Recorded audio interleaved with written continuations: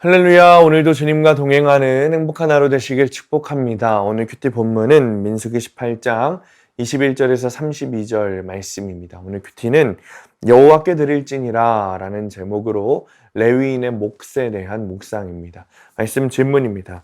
왜 가장 좋은 것을 주님께 드려야 할까요?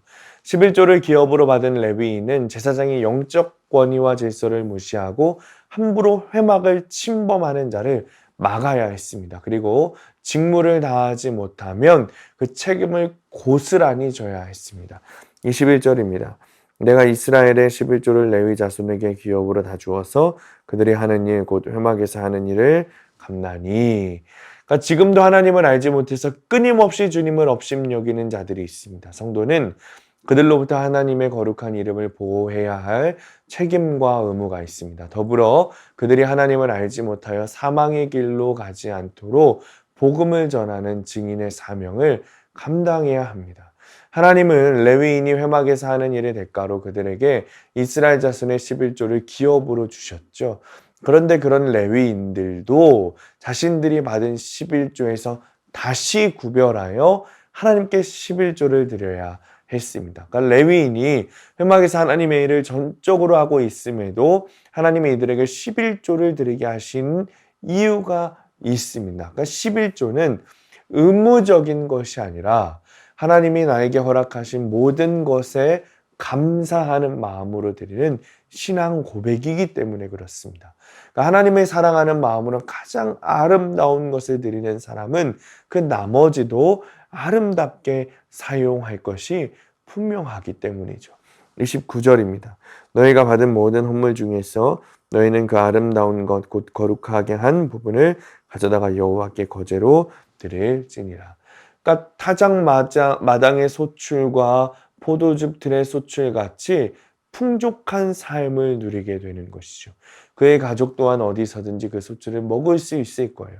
성도는 하나님의 청직이에요. 청직의 신분을 잊어버리고 주인 행세하면 내게 맡기신 재물을 내 유익에만 사용하면 안 된다는 거예요. 주님의 의도대로, 주인의 의도대로 사람들에게 은혜를 베푸는데 써야 하는 것이죠. 적용 질문입니다.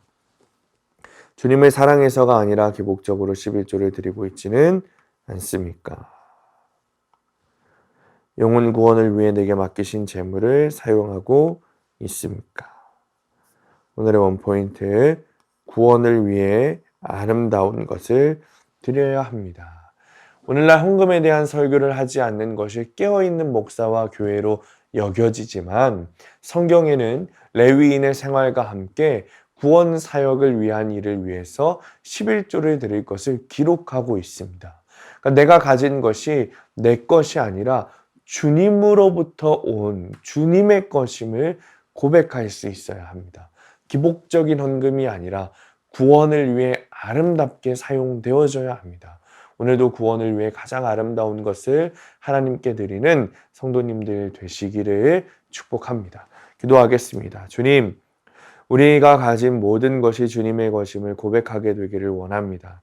나에게 주신 모든 것이 나 때문이 아니라 주님께서 허락하시고 주님께서 선물로 주신 것임을 믿음으로 말미암아 주님의 것을 드리는 헌금 가운데 우리의 마음을 드리게 하여 주옵소서. 기복적인 이유로 헌금하는 것이 아니라 나에게 허락하신 구원, 그 구원의 일을 감당하기 위해 함께 감당하기 위해 헌금하는 우리가 되게 하여 주옵소서. 예수님의 이름으로 기도합니다. 아멘.